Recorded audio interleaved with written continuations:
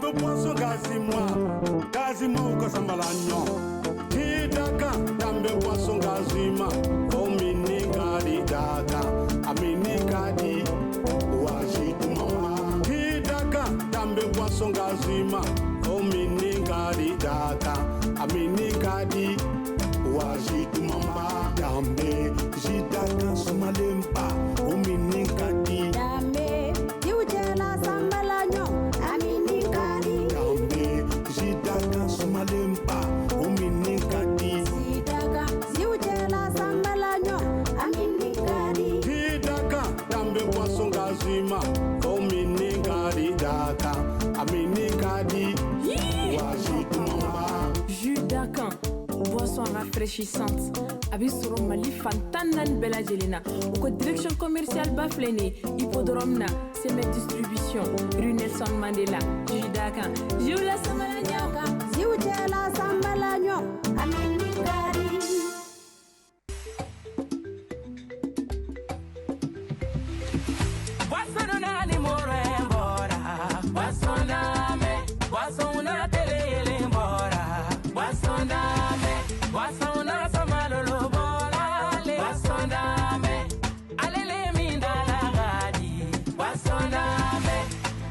Niami be konta, niami be sewa, niami be shua, iduni ele mizere bana. Basondame, papa na nakabo barayola dame dodama. Oduye buru kela kondanali, de una nakabo tulundi ala dame dodama. Oduye wolo de una konta. Basondame, fila wo, basondame, senebo wo, basondame, baba wo, basondame, dongo bugo, basondame, hena, basondame, marakalu wo, basondame, suragalu wo, basondame, damashilu wo, kamele damaragani godina, basondame, a konte bi, a orange bi, a besoro. Produit par Simé Agroalimentaire.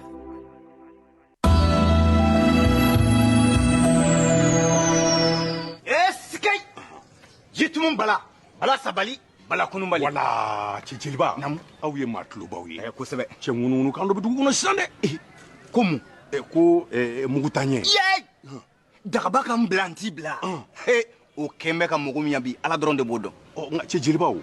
cɛ tension tɔw ni jabɛti tɔw ka cɛya fura ko ma nɔgɔn dɛ Hehe. Mɛn dan ye mɛn tigila ye. Na ka taa.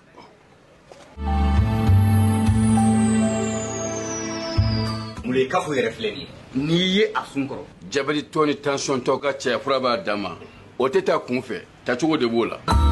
Bana kana maa si gan i kamana tuguni Ala ni dagaba sababu. Aprofam, Association pour la promotion des pharmacopées du Mali. Torokorobougou, avenue Martin Luther King. Téléphone 20 28 45 93 76 44 04 38 Bamako.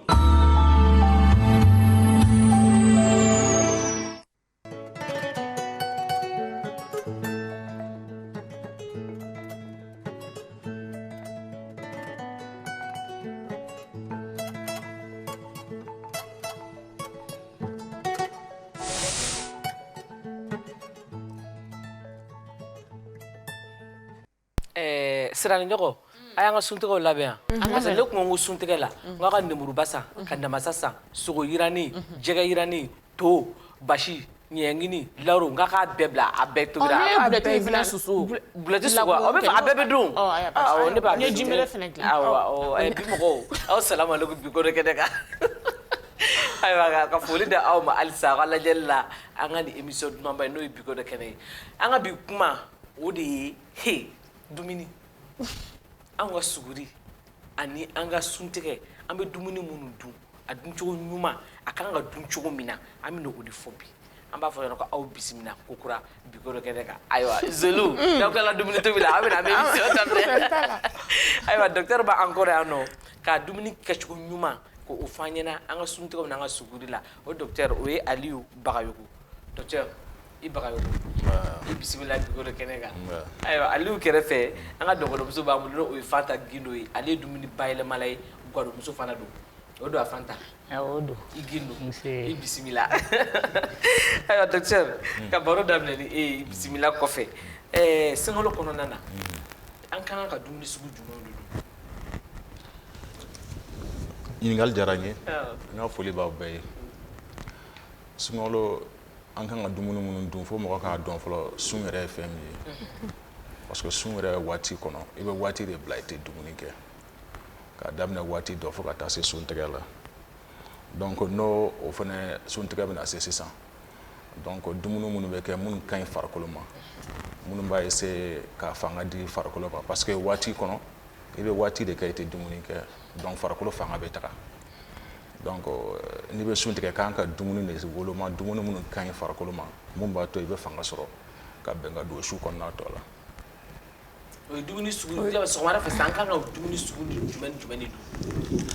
dun. dumuni nafamaw ni n ko dumuni nafamaw a suguya bɛ yen fo 2 fo 3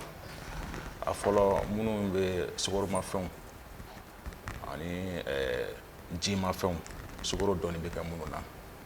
parce que mun ka gɛlɛn an ma kosɛbɛ ni i ye sun don farikolo fanga bɛ taa sukaro de bɛ fanga di mɔgɔ ma sun bɛ tigɛ waati min o b'a sɔrɔ caman bɔra sukaro la donc ni caman bɔra sukaro kɔnɔ sisan donc an bɛ jate de minɛ sisan an b'a fɔ mɔgɔw ye k'a daminɛ ni sukaromafɛnw ye i n'a fɔ jimafɛn ninnu donc a ka ca Ala fɛ an b'a fɔ fana o ka to ka kɛ fɛn min ka kalan dɔɔni a wolokolen don a ti i kɛlɛ mɛ i bɛ se k'a min sukaro b'a i n'a fɔ kangaliba n'a ɲɔgɔnnaw donc n'i y'o min sisan ka dɔɔni kɛ a bɛ fanga di farikolo ma i b'a ye i bɛ se ka wɔsi nugu bɛ walawala ka bɔ ɲɔgɔn na. D'accord. Ok, merci docteur. Fanta, aw bɛ suman bayɛlɛmaw de kɛ a ka baaraw ye i ye gadonmuso fana ye sunkalo fɛ aw bɛ suman sugu jumɛn bayɛlɛma ka caya. Bon sunkalo fɛ comme docteur bɔra k'a fɔ cogo min na anw ka baara yɛrɛ bolo dalen b'o de kan ka sumanw bayɛlɛma k'a kɛ an mago bɛ a y'a fɔ cogo min na fanga mun na n'o ye énergie olu ka sɔrɔ o suman ninnu kɔnɔ donc o suman ninnu fana a tɛ kɛ suman girinmanw ye parce que a y'a fɔ cogo min na sunkalo fɛ mɔgɔ dugu bɛ siri donc i bɛ fini n'a ɲɔgɔnna olu filɛ nin ye olu ye fɛnw ye u ka fɛgɛ fini donc u ka fɛgɛ i bɛ se ka fini bayɛlɛma ka kɛ fɔyɔ ye mais i mago bɛ fɛn dɔw fana na n'o ye a fɔ cogo di nutriments ye n'o ye fɛnw ye kɛrɛnkɛrɛnnenya ni farikolo magoya b'a la i bɛ se k'olu k'a la donc fini gansan tɛ i bɛ se ka fini ni an ka nakɔ kɔnɔ fɛn légumes verts légumes feuilles n'o ye an ka pɔrɔnbulu an ka zɔfɔn bulu ninnu i bɛ se k'olu fana bayɛlɛma k'olu ja k'olu ɲagami k'a kɛ komi genre mugubala yɛlɛ donc olu ye fɛnw ye i bɛ se k'olu yɛlɛ k'olu kɛ fɔyɔ la donc k'a dun a t'i kɛlɛ bon i farikolo nafa bɛ fɛn minnu fana na i b'olu sɔrɔ a kɔnɔna la o ye misali dɔ ye. Docteur donc e ko ko fɛn sugoromaw de recommandelen don suntigɛ wagati la mais anw y'a ye anw musolakaw anw bɛ sun kangaliba dɔw dilan an t'a sugoro caya bon ok o fana bɛ kɛ minnu b'a fɔ k'u t'a sukaro caya parce que sukaro yɛrɛ kan ka dun ni hakili de c'est vrai sunkalo kɔnɔ an bɛ sukaro perdu farikolo la an bɛ énergie perdu mais o fana kɔrɔ tɛ fana k'i ka sukaro suntigɛ la waati la i ka sukaro fana dama tɛmɛ parce que farikolo fana mago bɛ hakɛya min na o fana dɔnnen don donc i b'a kɛ fɛn ye mun bɛrɛ bɛnnen don bon maintenant ni minnu tɛ sukaro ɲɛnama k'a la fana o fana o fɔ man di parce que sukaro ɲɛnama k'a la ou bien i kana sukaro ɲɛnama k'a la n'i ma ɲɛnama k'a la n'i m'a min fana n'a ma min ja a bɛ komi i n'a fɔ i bɛ ka ji gansan de min donc ji dun mana don farikolo la a bɛ taa ka sukaro fitinin min bɛ yen suntigɛ y'o mun sɔrɔ farikolo la ji in bɛ taa dɔ bɔ o de la mɔ tuguni c'est pourquoi an b'a fɔ i b'a kɛ hakɛya ye hakɛya min b'a to a dama tɛmɛnen tɛ mun b'a to fana i nɛgɛ bɛ se k'a supporter k'a dɔn k'a fɔ ko sukaromafɛn dɔ i mago b'a la.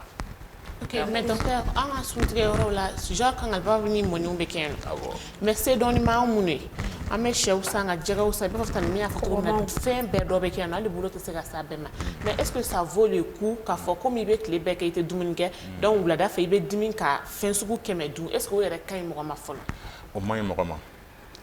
ka dumuni caman sɔrɔ k'a sigi k'a bila i bolo kɔrɔ k'a fɔ parce que n bɛ sun na ko n b'o dun seko tɛ fantanko tɛ sunkalo yɛrɛ dabɔra de a bɛ mɔgɔ dɛmɛ le fait que i bɛ sun a ka ɲi adamaden yɛrɛ ma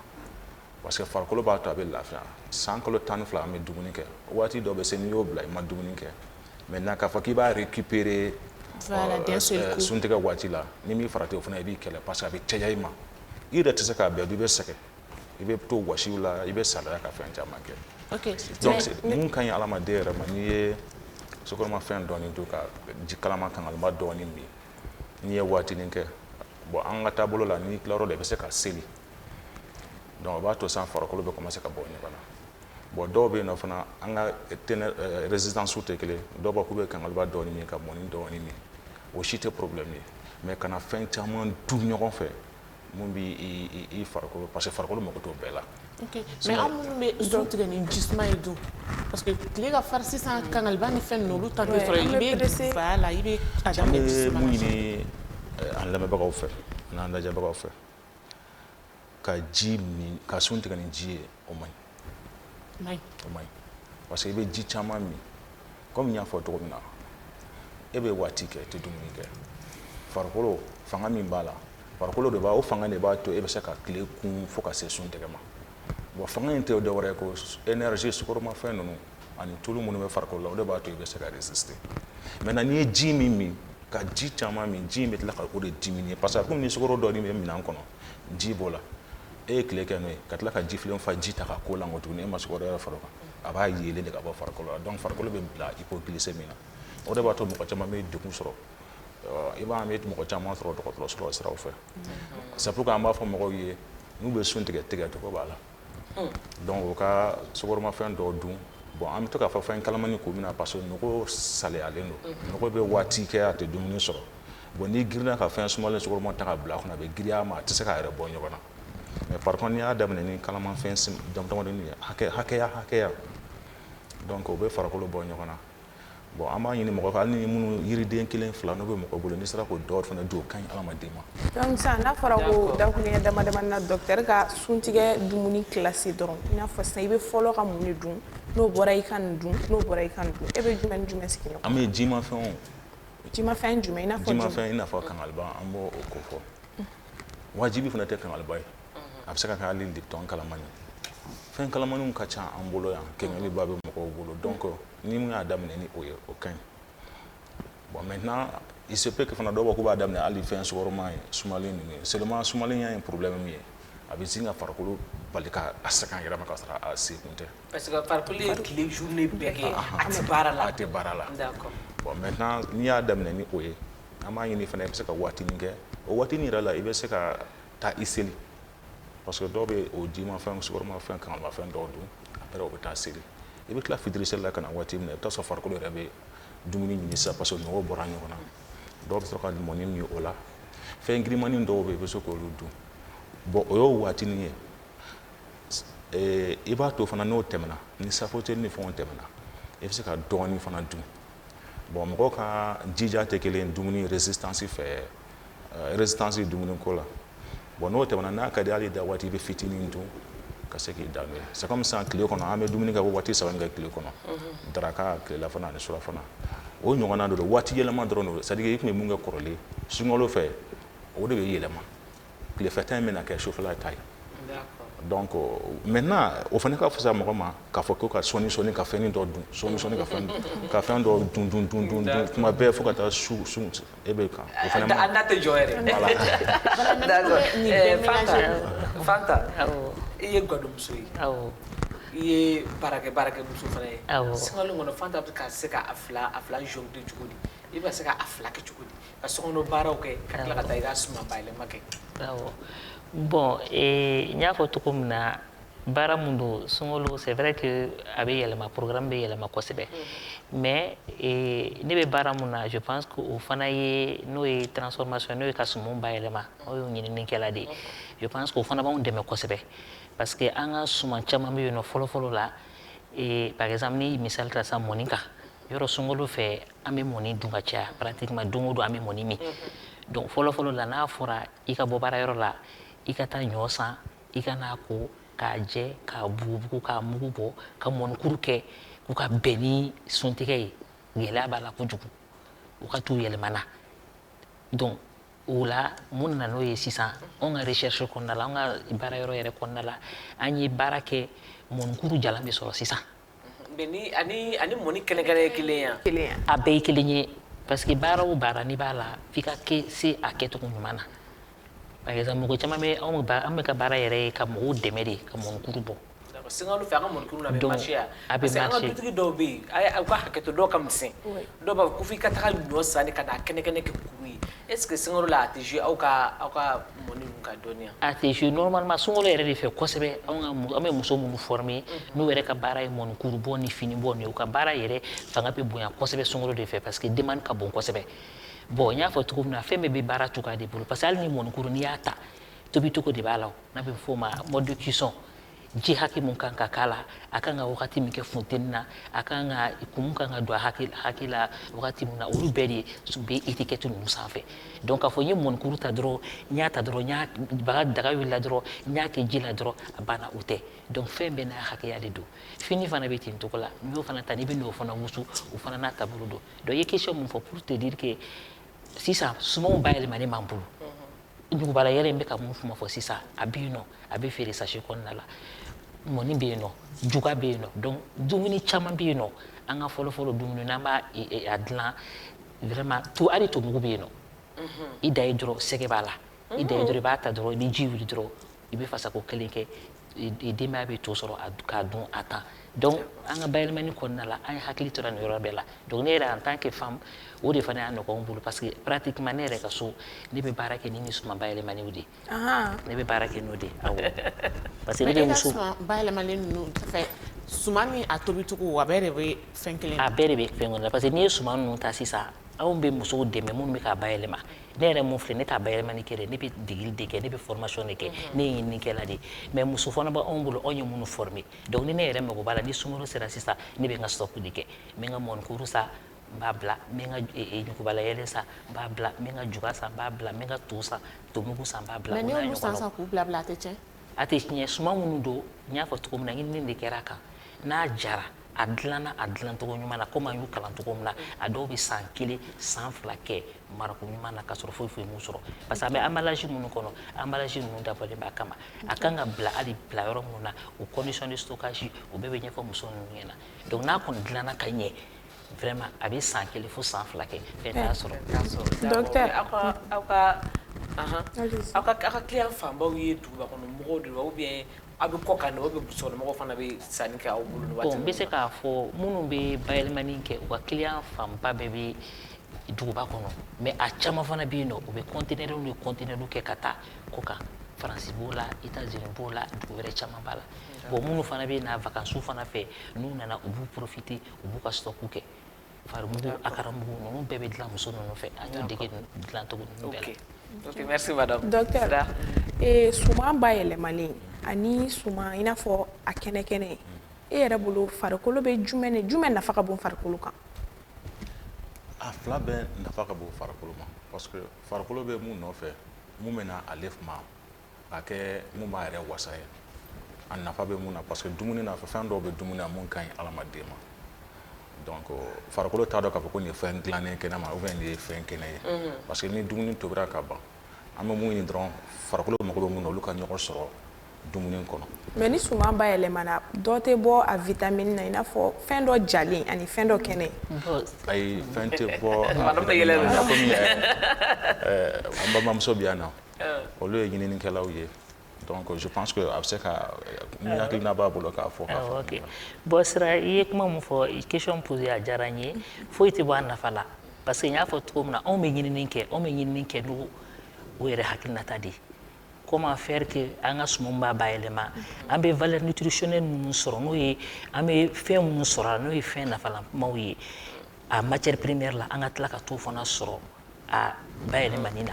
donc an bɛ baara kɛ n'o hakilinata de bon hali an ka bayɛlɛmani cogow yɛrɛ fana an bɛ jali kɛ an tɛ jali kɛ tile la directement minɛnw de b'an bolo n'o ye séchoirs ye an bɛ suman ninnu bila kɔnɔ a bɛ ja donc tile tɛ jigin a kan kosɛbɛ ne misali ta sisan citronnelle ni e y'a ta sisan ka na so ka n'a ko ka n'a da tile la a bɛ ja mais n'a jara i b'a ye a bɛ kuyu a verti bɛɛ bɛ bɔ a la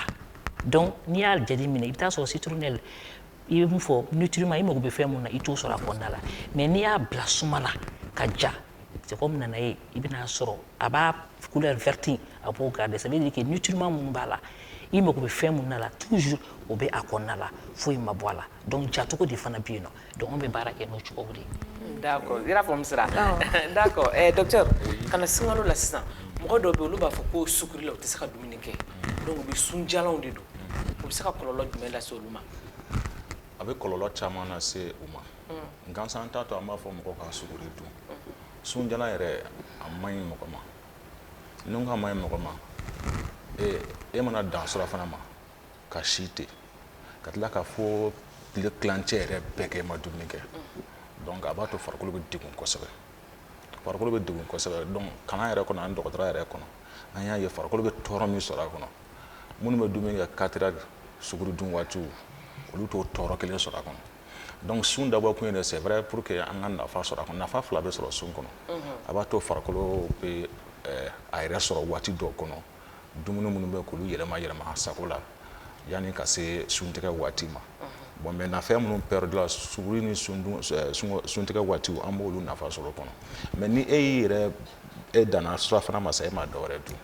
donc farikolo bɛ sɛgɛn ka taa fɛ dɔ bɛ fara farikolo sɛgɛn kan ni min ye sunjalan don ani n'ale ma sunjalan don misaliya la ne bɛ sɛgɛn ka tɛmɛ ale kan bon o sɛgɛn don ni min farati a bɛna ko wɛrɛw de s'i ma i sigilen tɛ min ye surtout an bɛ funtɛni waati min na tile barika ka bon donc farikolo yɛrɛ mago bɛ ji la sisan kosɛbɛ maintenant ni sunkalo nana bɛn a waati ma an b'a ɲini mɔgɔw fɔ ka sunjala dabila nin waati in kɔnɔ o ka sunjala. Docteur mɔgɔ dɔw bɛ yen nɔ moi yɛrɛ personnellement ni ne ye sukuru dun ka sun don ne t'a sun laban ne bɛ ji dɔrɔn de min o mɔgɔw bɛ yen nɔ personnellement mais est ce que o ni dugujɛ ye min minɛ k'a fɔ ko n bɛ bitɔn in kɛ sunjala in ten olu ka ko minɛ cogo ye kelen ye.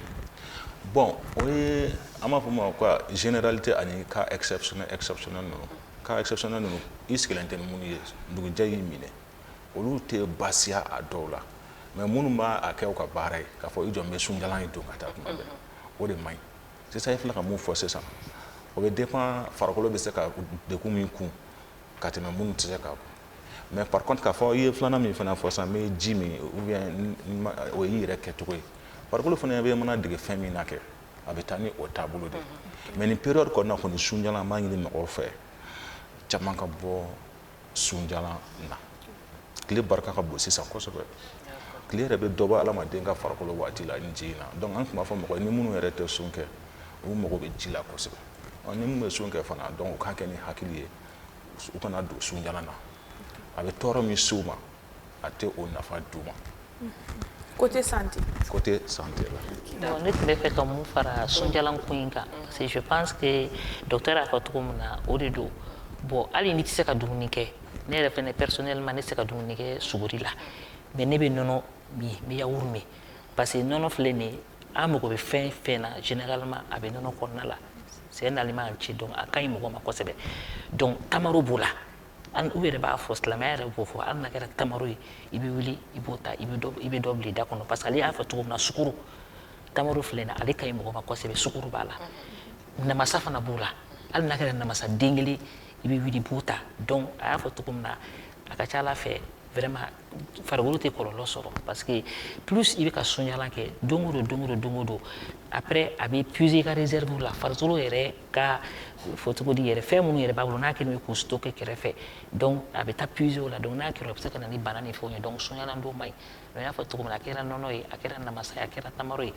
i kana se ka foyi kɛ i bɛ se ka essayer k'olu kɔni dun ka fisa kosɛbɛ kana da ji dɔrɔn mana da ji ma surtout namasa filɛ a ye namasa min fɔ a ka ɲi tamaro ka ɲi parce que olu b'a to o bɛ ji garder farikolo la i b'a ye minnu bɛ namasa dun suguri la ani minnu t'a dun o kɔrɔ tɛ k'a fɔ ko n b'a fɔ bɛɛ k'a dun o tɛ dɛ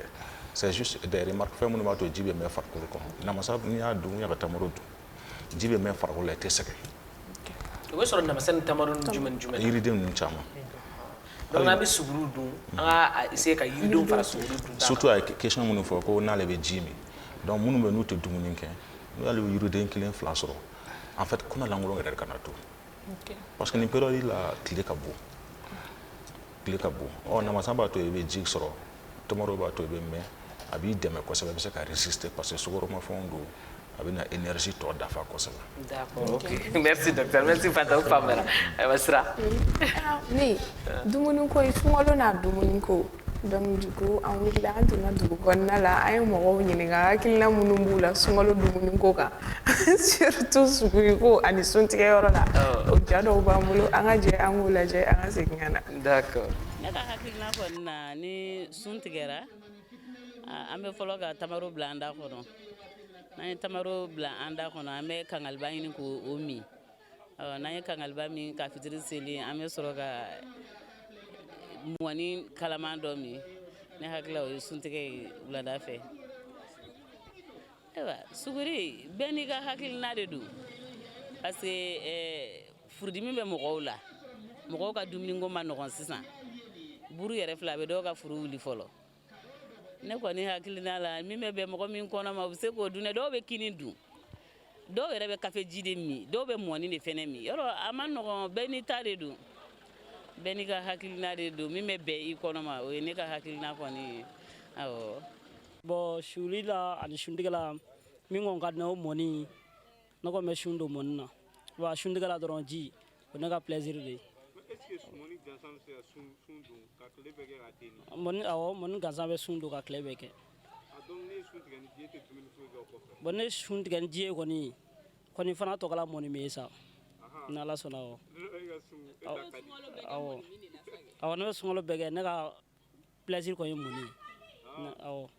Merci awɔ. Ni fɛn min se ka di ye i bɛ se k'o de dun sunkalo la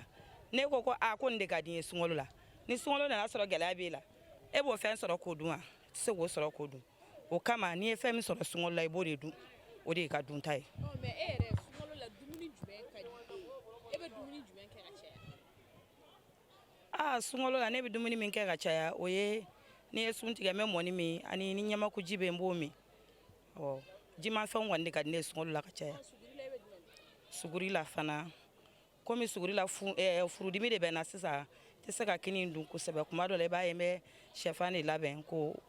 o kɛ kini kan ka se k'a dun parce que n'i ye nama in dun kuma dɔ la i b'a ye a bɛ n sɛgɛn kosɛbɛ awɔ. Suguri kɔni ni suntigɛ an bɛ suguri dɔ min an bɛ kini dun suguri fɛ mais suntigɛ kɔni bɛnna don i n'a fɔ yiriden ninnu ni lemuru ni tabaro ni fɛnkɛ ninnu o suntigɛ ɲɛnama de ye i komi bɛ se ka sɛ kɛ k'a sankɔrɔta o ye ne ka faamuya ye.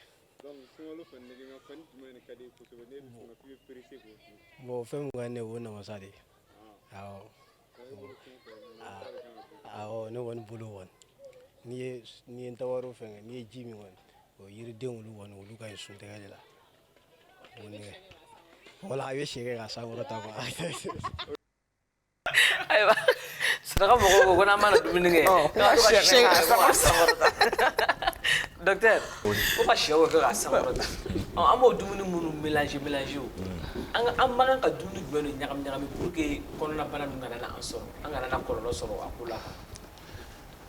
Dumuni kan ka kɛ ni hakili ye ani faamuyali e b'a dɔn hali ni sunkalo yɛrɛ tɛ an bɛ fili damadɔni sɔrɔ an bɛ fɛn dɔw ɲagami kɔfɛ a bɛ tila k'anw kɛlɛ. Jumɛn de man ka ɲagami. Bon sisan dumuni yɛrɛ la an ka yeta la an bɛ min fɔ mɔgɔ ye d'abord k'a fɔ ko interdit bɛ yen nin man ka kɛ nin man ka kɛ ce n'est pas comme ça mais n'i ye dumuni ta sisan i n'a fɔ céréales an b'a fɔ minnu ma malo ninnu ni fɛn ninnu n'i b'olu dilan an ka laada dilanni na olu ka ɲi mais sisan k'a fɔ k'e b'o ta an ye dɔ ye sisan k'a fɔ k'ale bɛ taa sɛfan kɛ kini kan sisan interview la donc ne kɔni fɛ dumuni nafama bɛ se ka sɔrɔ ka sɔrɔ hali n'i ma sɛfan yɛrɛ ta k'a kan k'a fɔ k'i b'a dun parce que o bɛna caya u ma. A bɛ girinya kɔnɔbara ma. An bɛ dɔw ye fana u bɛ fɛn ta u ye ɲamaku mugu yɛrɛ fana bɔ k'a fɔ k'a bɛ u b'a kɛ fɛn wɛrɛ kan dumuni kini kan sa parce que a b'a to k'u bɛ dumuni stimulant don a b'u pousser u ka dumuni kɛ u bɛ tile kɛ u tɛ dumuni kɛ bon olu mana caya kɔnɔ ma sa a bɛ furu sɛgɛn ni min farati a la kɔnɔ bɛ tɔn walima kɔnɔ bɛ boli bon ou bien dɔ ye furudimi ko kuma yɛrɛ fɔ sisan n bɛ fɛ ka mun fɔ dɔrɔn an bɛ dumuni minnu kɛ i k'a woloma wolomali ye mun ye sisan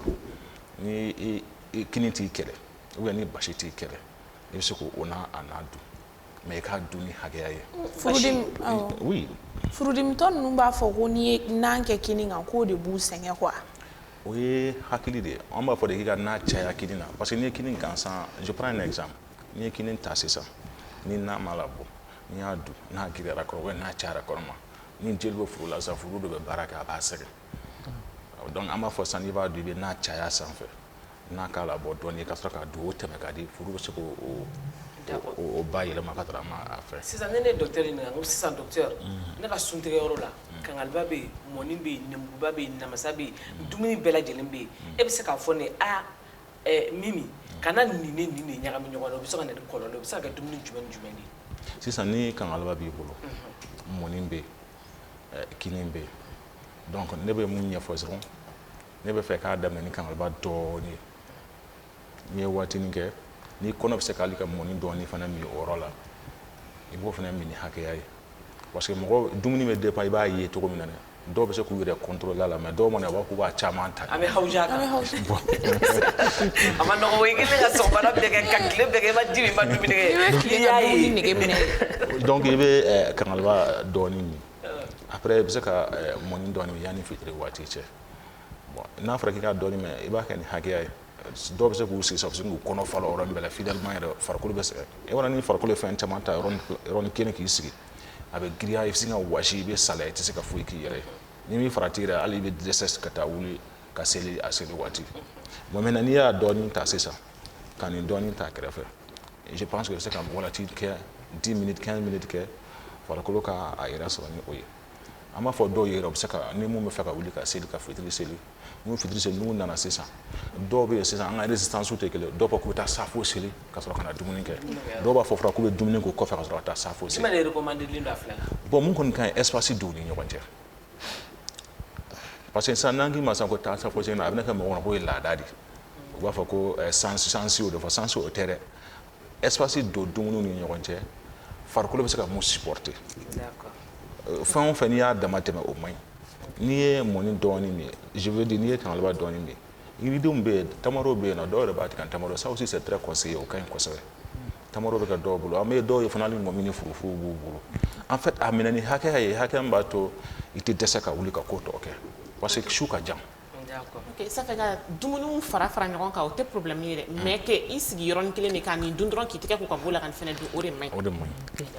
Bon ne tun bɛ ka mun fara o yɔrɔnin kan bon docteur ye mun fɔ hakɛyaw aw k'u ka respecter mais en même temps fana kalama ni sumani parce que o de fana ka teli ka mɔgɔ kɛlɛ i b'a ye dɔw bɛ bɔ dɔrɔn u bɛ sun tigɛ ni kenkeliba ye immédiatement u bɛ se ka jisumaba ta ten tɔ ka sɔrɔ ka ji min donc température fila de don a bɛɛ bɛ taa kɔnɔbara la donc immédiatement u bɛ sin ka mɔgɔ kɛlɛ ten donc o fana ka jateminɛ dumuni na donc dumuni kalama o ni dumuni sumalen a fana kana kɛ directement i bɔra kalama tali la dɔrɔn i sina ka sumalen fana ta bon en même temps fana a kumana sukoromafɛnw kan parce que a y'a fɔ cogo min na kenkeliba an bɛ sukoro dɔɔni k'o la mɔni an bɛ sukoro dɔɔni k'o la olu bɛɛ ye sukoro ye olu sukoro bɛ taa directement c'est des glucides rapides n'a dɔn a fɔ cogo min na sukoro minnu don a ka teli farikolo bɛ se a y'a fɔ cogo min na se ka farikolo bɔ ɲɔgɔn na ten tɔ mais sucrelanw fana bɛ yen nɔ o bɛ sɔrɔ an ka jimafɛn ninnu de la nemurubaw a bɛ sɔrɔ an ka firigo la donc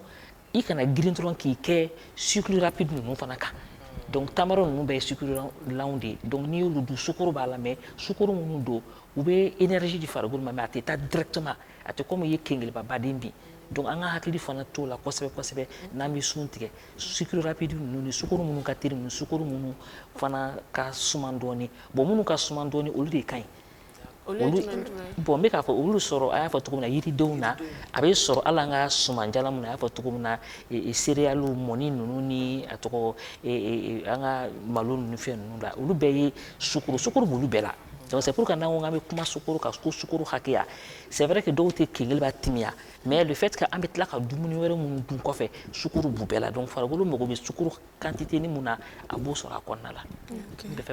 aw ka bayɛlɛmali fɛn ninnu a bɛ jumafɛn ninnu bayɛlɛma ou bien sumanjalan dɔrɔn de don. an bɛ fɛn fɛn ye dumunifɛn ye a kɛra sumanjalan ye o a kɛra jumafɛn ye a kɛra an ka nakɔ kɔnɔfɛnw ye an bɛ karɔti ji bɔ misali la an bɛ tomati ji bɔ ninnu bɛɛ ka ɲi mɔgɔ ma ninnu bɛɛ bɛ mɔgɔ dɛmɛ kosɛbɛ kosɛbɛ sun kɔnɔna la sisan yɛrɛ karɔti wagati bɛ yen sisan tomati bɛ yen sisan a bɛ marché sisan wariw bɛ ka sɔrɔ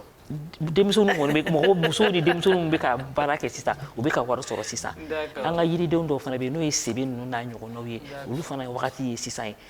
ye zama ninnu n'a ɲɔgɔnnaw olu yiriden ninnu bɛɛ u bɛɛ jus bɛ ka bɔ sisan olu bɛɛ fana jus ninnu ka ɲi mɔgɔ ma kosɛbɛ. i tun bɛ ka sigaro ko kuma fɔ di ni sigaro olu danfara ye jumɛn ye. sukaro surtout mun fɔ n bɛna dɔ dafa an b'a fɔ sukaro ma ko rapide an bɛ sukaro an ka sukaro mugu ninnu ni sukaro kisɛw olu de ye sukaro rapidew ye n'an y'o ta k'olu kɛ dumuni na dɔrɔn o sin ka yɔrɔ fɛn temiya o yɔrɔnin bɛɛ la bon o ka kɛ ni hakɛya parce que farikolo yɛrɛ la an bɛ fɛn wɛrɛ minnu dun sukaro b'an ka dumuni fɛn bɛɛ la mun tɛ hali o ye n'i ye dumuni tilan sigiyɔrɔma 3 ye yiridenw a y'a fɔ cogo min na olu ye sukaro lanw ye ani balo ninnu rapidew de ye an bɛ sukaro mugu ta k'a k'a la maintenant di ta sukaro b'ale fana la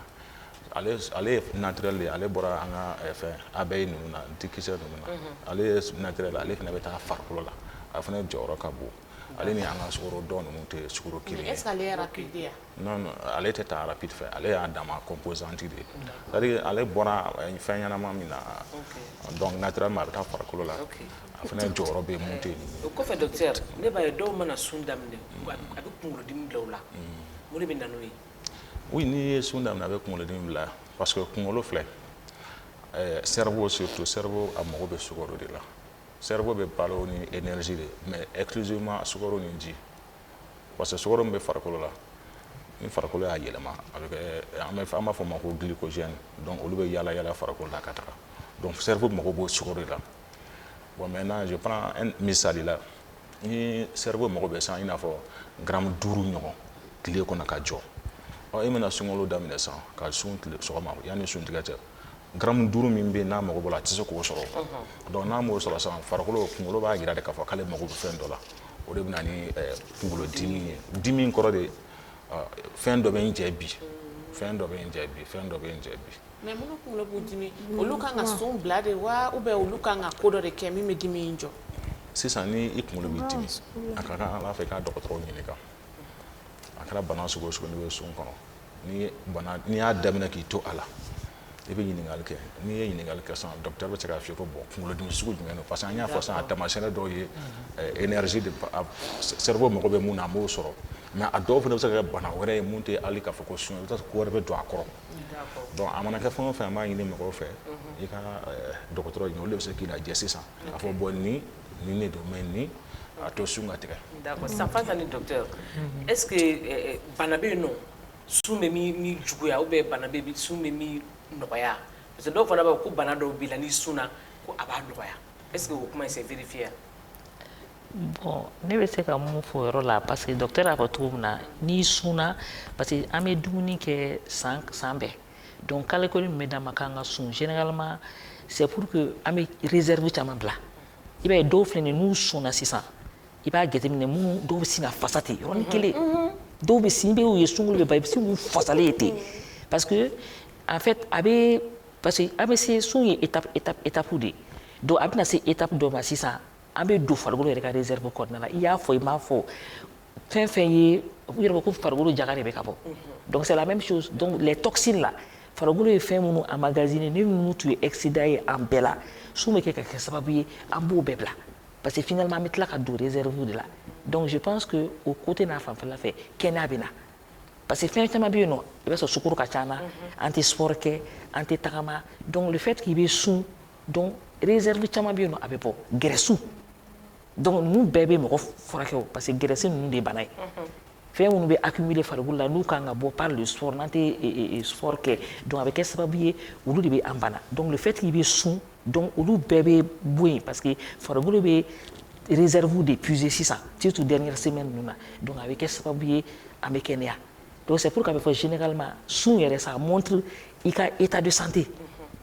parce que e sunna siɲɛ semaine kelen semaine fila finalement i bɛ ka dɛsɛ donc ça veut dire que franchement i bɛ taa sɔrɔ peut-être i farikolo tɛ gijigi ten i tɛ mɔgɔ kɛnɛmaba ye donc sun bɛ kɛ kan ka kɛ sababu ye bɛɛ ma i k'a dɔn k'a fɔ ah n'i ma se ka sun kɛ ça veut dire que peut-être quelque part i b'a sɔrɔ mankɛnɛ a y'a fɔ cogo min i bɛ taa docteur fɛ yen nɔ i bɛ taa ka taa a ko tɔ sɛgɛsɛgɛ ale fɛ yen nɔ kosɛbɛ. d'accord docteur ne bɛ fɛ ka kumakan laban dɔ fɔ wa. oui bon ne bɛ se ka mun fara a kan minnu ka kɛnɛw farikolo la globalement sun ka ɲi adamaden ma n y'a fɔ minnu ka kɛnɛ o farikolo la parce que sunkalo waati a b'a to farikolo nɔgɔ minnu bɛ bɔ komi a y'a fɔ toxine parce que an bɛ dumuni min kɛ dumuni c'est vrai a b'a to an bɛ ɲɛnamaya sɔrɔ ka balo ka taa mais sira dɔw fɛ fana a bɛ an sɛgɛn a bɛ réserve caya farikolo kɔnɔ donc ni réserve cayara sa i n'a fɔ tulu ma fɛnw ka ca farikolo la i b'a dɔn an ka dumuni bɛɛ sisan manzini ninnu ni tulu ninnu ni kɔkɔw ye bon an dun ka énergie bɛ sɔrɔ olu de fɛ bon k'a fɔ k'an ka dun hakɛya la ka sport kɛ sportkɛlaw man ca an na mais par contre n'i bɛ sun don san sun bɛ kɛ waati ye a b'olu nɔgɔw de sama sama ka bɔ farikolo la donc a b'a to dusukun bɛ lafiya farikolo bɛ lafiya sunkalo bɛ ban n'a sɔrɔ ka kɛnɛ ɲɛ na i b'a ye sa a bɛ komi i n'a fɔ fɛn caman bɛ yen olu yɛrɛ générera kura ye i kurakurayara c'est comme ça ni i kun bɛ fɛn dɔ la i kurakurayara en réalité sun ka ɲi mɔgɔ ma mais par contre minnu fana bɛ yen n'a b'olu sɛgɛn n'a ma ɲi u ma diabète tɔw ani tension bɛ minnu n'a ka kɔrɔ ou bien cancer ou bien bana wɛrɛ bɛ minnu n'a ka kɔrɔ donc an b'a ɲini olu fana fɛ olu tɛ se ka wuli k'a fɔ k'u bɛ sun don ten komi tɔw b'a don cogo min na donc an b'a ɲini u fɛ u bɛɛ n'u ka médecin de don u kan ka suivi kɛ hali ni médecin tɛ minnu bolo n'a ka d'u ye u bɛ wuli u bɛ taa dɔgɔtɔrɔso la dɔgɔtɔrɔ de b'a f'i ye sisan bon e ta in bɛ nin yɔrɔ in na e man ka kɛ ou bien e kan ka nin kɛ sisan dɔgɔtɔrɔ de b'o fɔ. D'accord, ok, merci docteur Fanta, merci bɛna kɛ an ka jɛmukan laban ye ne kun ko k'an ka sogo ni jɛgɛ ni fɛn minnu bila docteur y'a jira k'a fɔ ko ka tila sun na dɔrɔn k'i kɛ suman kan o dun kun ye ne hakilina ye k'o man ɲi k'an k'o dabila ko n'an bɛ dumuni ninnu kɛ an ka kɛ léger ye an ka sukoromafɛn dɔɔni k'a la o bɛ fanga di an ma. mais saraka mɔgɔw ko ko sɛ b'a sankɔrɔ ko sɛ b'a sankɔrɔ da u ka sɛ in to dɔɔni na u kana girin ka sɛ dun a tulu man ɲi an ma o la an b'a fɔ a ɲɛna ko a k'an bɛn sini nin wagati kelen na Renouveau Télé la ayiwa merci beaucoup aw salamu aleykum. aleykum salam.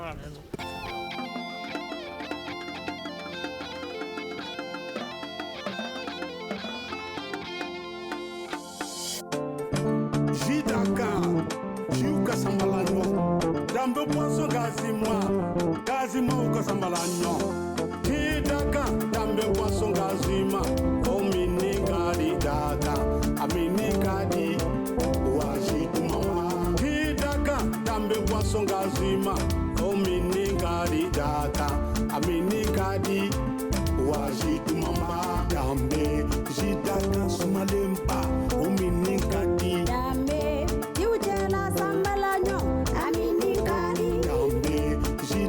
Sumalempa, uminikadi. Sidaka, siujela sambalanyo, aminikadi. Hidaka, dambe poisson gazima, uminikadi daka, aminikadi. Wajitu mama. Jus d'Akan, boisson rafraîchissante. Abisuro Mali Fantanan Bella Jelena. Au direction commerciale Baflene, Hippodrome na, Semet Distribution, rue Nelson Mandela. Jus d'Akan, Jula Samalanya. Siujela sambalanyo, aminikadi.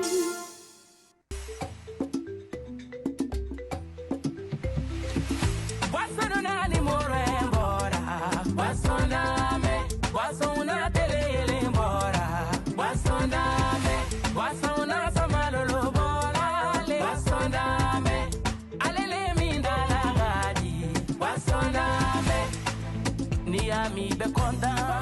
niami be sewa, niami be shua, iduni ele mizere bana. Basondame, papa na nakabo na yola dame do dama. Oduye buru kela kontana li, de una nakabo tulundi ala dame do dama. Oduye wolo de una konta. Basondame, fila wo, basondame, senebo wo, basondame, baba wo, basondame, dambubu go, hena, basondame, marakalu go, basondame, suragalu go, basondame, damashilu go, kamele damaragani godina, basondame, a Conte be, a Orange be, a Besoro. Produit par Simé Agroalimentaire. Eskay! Jitumum bala sabali bala kunumbali. Wala ciciliba. Nam aw ye maa tulobaw ye. Kosɛbɛ. Cɛ ŋununu kan dɔ bɛ dugu kɔnɔ sisan dɛ. Komu? Ko mugutanɲɛ. Yee! Dagaba ka n bila n t'i bila. O kɛn bɛ ka mɔgɔ min yan bi Ala dɔrɔn de b'o dɔn. Nka cɛ jelibaw. Cɛ tension tɔw ni jabɛti tɔw ka cɛya fura ko ma nɔgɔn dɛ. N bɛ n dan ye n bɛ n tigila ye. Na ka taa.